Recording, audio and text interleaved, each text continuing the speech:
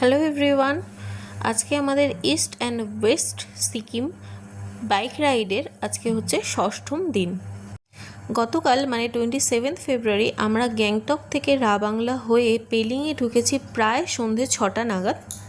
যারা আগের ভ্লগগুলো দেখেছো তারা তো নিশ্চয়ই জানো, আর যারা আমাদের বাইক রাইডের আগের ভ্লগগুলো মিস করে গেছো, দেখা হয়নি, তাদের জন্য আমি ডিসক্রিপশান বক্সে আমার সমস্ত ভ্লগের লিঙ্ক দিয়ে দেবো, তোমরা ওখান থেকে দেখে নিতে পারবে। আজকে 28 ফেব্রুয়ারি, এটা হচ্ছে আমাদের আপার পেলিংয়ের হোটেল, আর আমাদের হোটেল রুমটা পেলিং থেকে কাঞ্চনজঙ্ঘা একদম কাছ থেকে দেখা যায়। তাই জন্য আমরা এমন একটা হোটেল এবং হোটেল রুম সিলেক্ট করেছিলাম যেই রুমের জানালা থেকে কাঞ্চনজঙ্ঘা ক্লিয়ার দেখতে পাওয়া যাবে। পাহাড়ে বাইক রাইড করতে এসে আমাদের অনেক রকম এক্সপিরিয়েন্স হয়েছিল, অনেক কিছু এক্সপ্লোর করেছিলাম, প্রকৃতির অসাধারণ সৌন্দর্য তো নো ডাউট উপভোগ করেছিলাম। তার সাথে উপরি পাওনা হলো আজ রাতের আর্থকোয়েক। হ্যাঁ, লাইফ টাইম এক্সপিরিয়েন্স তো বলাই চলে।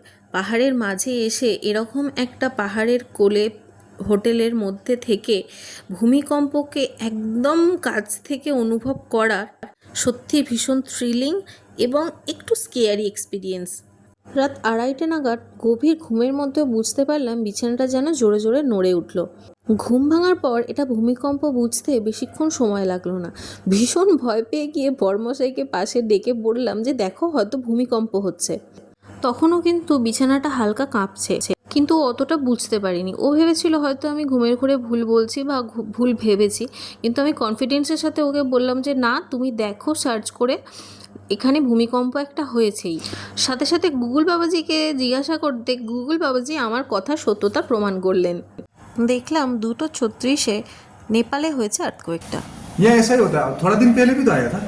अच्छा ठीक है, थोड़ा दिन पहले आया था वो तो मतलब दोपहर को कितना टाइम में आया था। उसके बाद अभी आया, थोड़ा आएगा अभी और आएगा और आएगा। इसके बाद भी ना मैम आ सकता है, यहाँ पे कोई भरोसा नहीं। मुझे तो लग रहा है मतलब जो अंदर का एक फीलिंग्स होता है ना, वो थोड़ा आएगा और एक बड़ा आएगा। बड़ा आएगा ना, उससे मतलब कुछ लगता है जैसे। अच्छा, उससे कुछ फर्क तो नहीं पड़ेगा फर्क तो नहीं पड़ेगा, कभी कभी रोड में या किसी रोड वगैरह पे तो उतना नहीं। कभी कभी फर्क पड़ता है, कभी कभी फर्क नहीं पड़ता। पर अर्थक्वेक का कुछ नहीं बता सकते यहाँ पे। अच्छा, छोटा छोटा भी आ जाता है, कभी लंबा आ गया। कल का तो छोटा मोटा नहीं था, बड़ा था। छोटा नहीं था, छोटा नहीं था, नहीं। रात का तो बड़ा था, अभी और बड़ा है। बेड फिर पूरा हिलने लग गया था, नींद टूट गया मेरा। ऐसा ही होता है मैम, हिली एरिया है। हाँ मतलब पूरा अर्थक्वेक जोन पड़ता है ना ये सब में। हाँ हाँ अच्छा अब अभी आ जाएगा, रास्ता अच्छा है। अच्छा रिक्शे पे दाएं जाएगा तो वहाँ पूछिए नामची का अच्छा रास्ता है। अच्छा अंदर वैसे नामची का बहुत अच्छा कामरांग पिंजीर यही होके जाना है आपको। हाँ यही होके जाना है, यही होके जाना है। यही होके जाइए। कामरांग बहुत अच्छा रास्ता है। ये तरफ ये इस तरफ कोई होटल वगैरह मिल जाएगा नाम पूरा मिल जाएगा। नामची में काफी नामची में मिल जाएगा। अभी आपका एडवांस बुकिंग दरकार नहीं है। ना ना ना, नहीं है तो हाँ हाँ आप आराम से चल सकते ठीक। बुलेट का मजा पहाड़ में, बुलेट के नाम ही पहाड़ में चल रहा है ना, है ना? इसको स्पीड नहीं धरना है, 2 नंबर डग डग हाँ हाँ हाँ हाँ। कल रात को भी अर्थक्वेक आया था, पता चला? जी अर्थक्वेक कल रात, 237 हाँ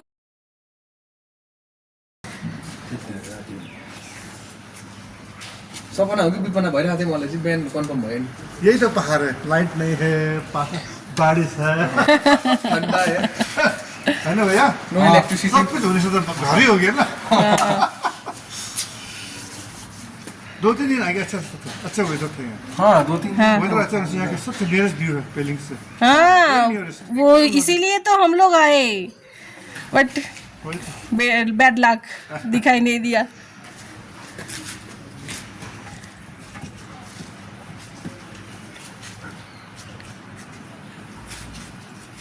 पानी का সত্যি ওখানকার লোকেদের সাথে কথা বলে ভীষণ ভালো লাগলো।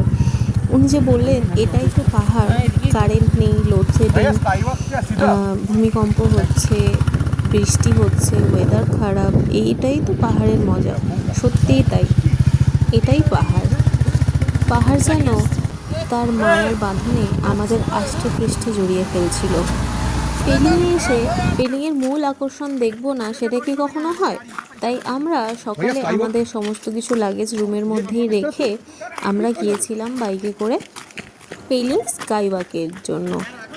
আসার সময় যেটা বুঝলাম, পেলিং থেকে স্কাইওয়াকের যে রাস্তাটা ভীষণ স্টিফ, ভীষণ খাড়াই রাস্তা। আর আমরা যখন গেছি ওই দিন কন্টিনিউ আগের দিন থেকে বৃষ্টি হচ্ছিল, তোমরা ওয়েদারটা দেখলে বুঝতেই পারছো যে কীরকম রাস্তাঘাট ভিজে আছে, একদম বিশ্রী অবস্থা ওই রাস্তাটার, এতটাই স্টিফ আর ভীষণভাবে অফ রোড। তোমরা হয়তো বুঝতে পারবে এইটুকুনি বাইক থেকে নেমে আমরা হেঁটে ঢুকছি, মানে এইটুকুনি চড়াইয়েতেই আমাদের কতটা কষ্ট হচ্ছে, প্রবলেম হচ্ছে। আর ভীষণভাবে ঠান্ডা ছিল ওই দিন, যেরকম বৃষ্টি হচ্ছে সেরকম মেঘলা ওয়েদার আর সেই রকমই ঠান্ডা ছিল ওই দিন। যাকগে স্কাইওয়াকটা তো ঘুরতেই হবে, ওটা তো মাস্ট। তাই জন্য আমরা চললাম স্কাইওয়াকের উদ্দেশ্যে। ওখানে গিয়ে টিকিট কাউন্টার থেকে টিকিট কেটে নিলাম, নেওয়ার পরে গেলাম আমরা স্কাইওয়াক দেখতে। দেখো স্কাইওয়াকের ভেতরটা কতটা সুন্দর সাজানো গোছানো, রিসেপশনের কাজটা।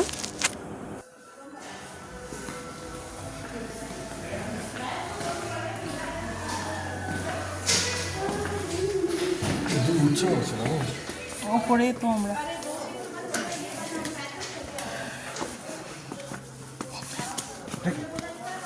প্রথমে এই সিঁড়িগুলো পার করে তারপরে যেতে হবে স্কাইওয়াকে। এই যে স্কাইওয়াকটা নিচে থেকে দেখতে পাওয়া যাচ্ছে, দেখো আমরা এই ওপর দিয়েই হাঁটবো।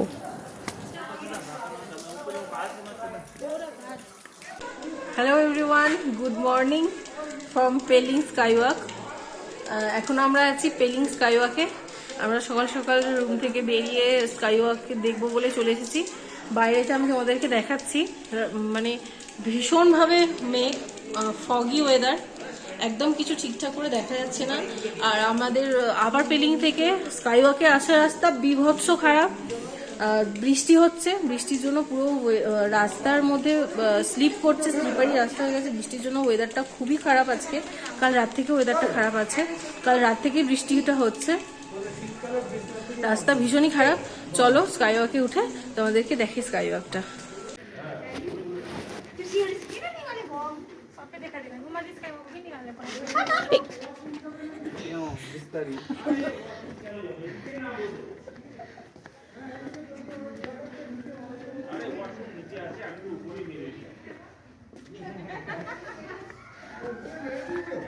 সত্যি একটা স্লিপারি।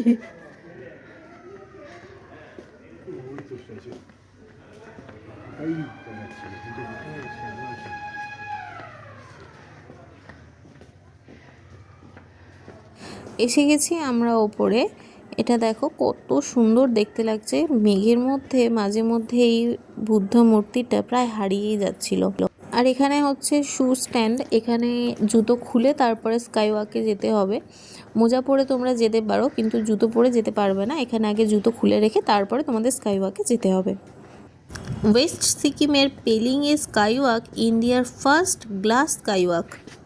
পাহাড়ের চূড়ায় ওই যে বিশাল বড় একটা বোধিসত্ত্ব চেন রেজিংয়ের মূর্তি দেখা যাচ্ছে, ওটি 137 ফুট লম্বা, যা পৃথিবীর সবচেয়ে উঁচু স্ট্যাচু। এই পেলিং স্কাইওয়াকটা সমুদ্রপৃষ্ঠ থেকে প্রায় 7200 ফুট ওপরে।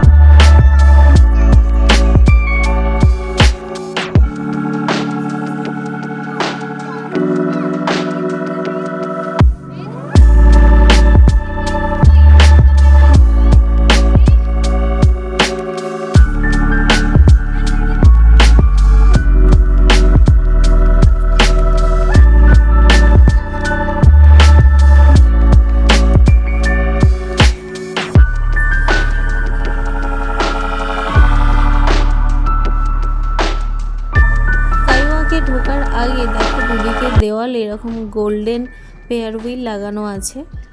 চারপাশটা দেখে বুঝতেই পারছো ভীষণভাবে বৃষ্টি হয়েছে, চারদিকটা ভিজে ভিজে হয়ে আছে।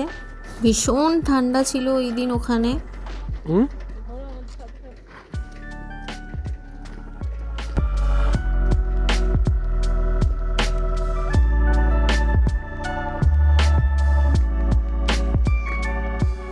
পাহাড়ের চূড়ায় ওই যে বোধিসত্ত্ব মূর্তিটি দেখা যাচ্ছে, তার নিচেও কয়েকটা ছোট মূর্তি আছে। সেখানে যাওয়ার জন্য আমাদের এই এতগুলো সিঁড়ি পার করে তারপরে উঠতে হবে। তো চলো যাওয়া যাক।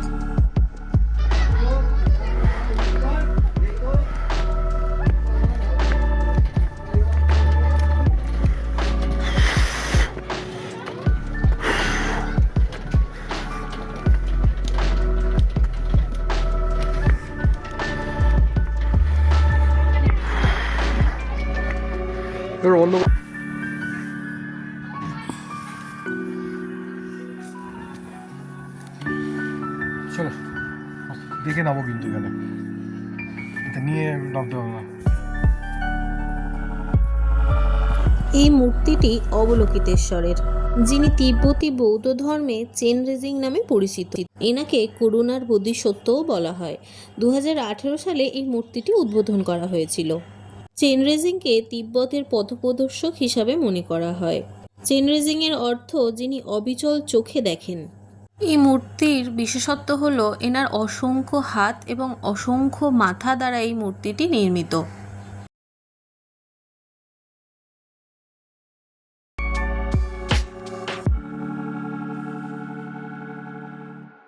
স্কাইওয়াক ঘুরে নেওয়ার পর স্কাইওয়াক থেকে বেরিয়ে আমরা আবার চলে এলাম সেই ঢালু রাস্তাটা দিয়ে আমাদের হোটেলে। দেখো, তোমরা দেখলে বুঝতে পারবে রাস্তাটা ঠিক কী রকমভাবে ঢালু।